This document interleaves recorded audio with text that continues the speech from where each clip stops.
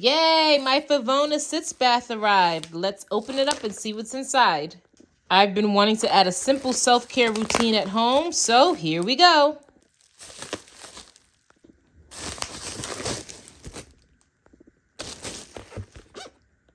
So this is it. This is everything that comes in the box.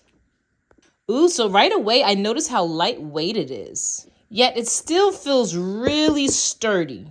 It's actually made from BPA-free temperature-resistant material. So it's designed to withhold warm water and steam. All right, so this silicone basin, it unfolds really easy. Just go ahead and push it down like so. And I just love the fact that it folds completely flat when you're done. That's a huge plus if you don't have a lot of storage space like me. And as you can see, it also has these built-in vent holes, and that's going to help prevent overflow.